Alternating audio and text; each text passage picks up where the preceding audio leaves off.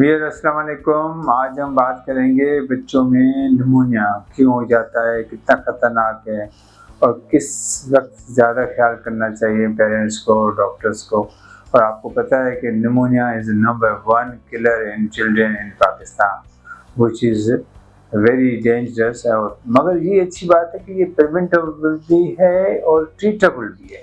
तो अगर हम इसको सही टाइम पे इसको पकड़ें और सही टाइम पे इलाज करें तो ओरल मेडिकेशन से ही बच्चे का ठीक हो जाता है। उसको दाखिल करने की ज़रूरत भी नहीं पड़ती, इंजेक्शन की ज़रूरत नहीं पड़ती। मगर ये ज़रूरी है कि बच्चे को सही टाइम पे पकड़ना चाहिए, डायग्नोज करना चाहिए।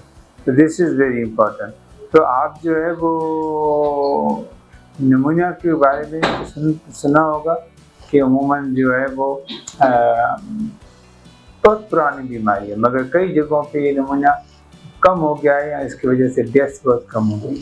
और हमारे पास अभी भी निमोनिया की वजह से डेथ्स बहुत ज़्यादा हो रहे हैं।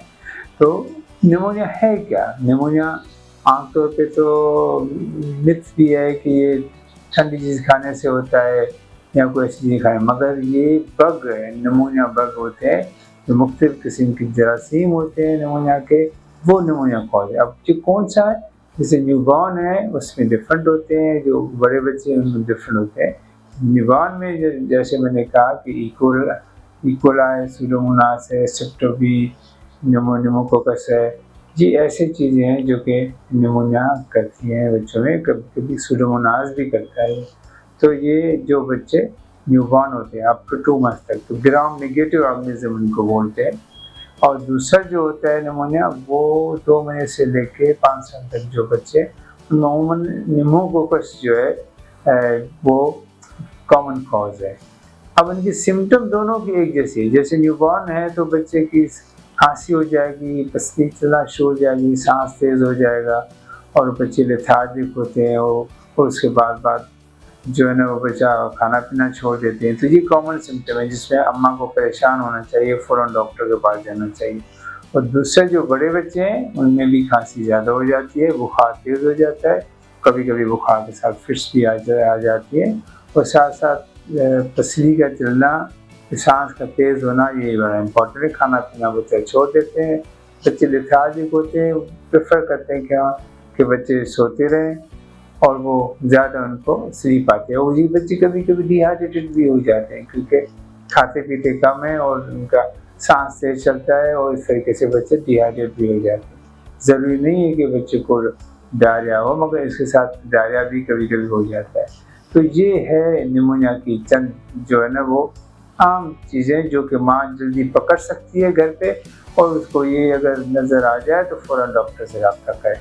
ट्रीटमेंट 2 किस्म की होती है। एक होती है हॉस्पिटल में ट्रीटमेंट, वो बच्चे जो बहुत ज़्यादा शदीद बीमार हैं, जिनमें ऑक्सीजन की भी कमी होती है। आजकल तो सैचुरेशन चेक करने के लिए आला भी आ गया है, उसमें देखते हैं कि ऑक्सीजन की कमी हो गई है, हार्ट बीट बहुत ज़्यादा हो गई है, तो ऐसे बच्चों को दाखिल करना पड़ता है। मगर वो बच्चे जिनकी ऑक्सीजन की सैचुरेशन नॉर्मल है, बच्चा खाना पीना खा रहा है, तो उनको ओरल मेडिकेशन पे डाल सकते हैं, मगर डोज प्रॉपर होना चाहिए, प्रॉपर चम्मच से देना चाहिए, ये ज़रूरी है। और जो दूसरी जो इम्पोर्टेंट बात करनी चाहिए आपको, वो बच्चे जो दाखिल होते हैं उनको इंजेक्शन का डोज दिया जाता है।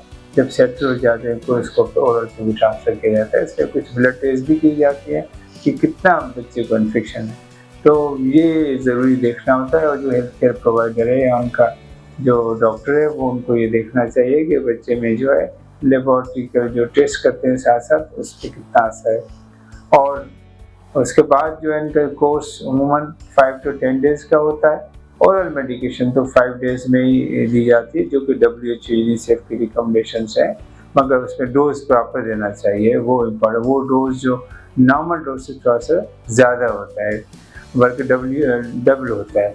तो उसमें फिर फॉलोअप पे आना चाहिए कि कितना फ़र्क हुआ, ये बड़ा इम्पोर्टेंट है। हम फॉलोअप अमूमन भूल जाते हैं, ये ज़रूरी है।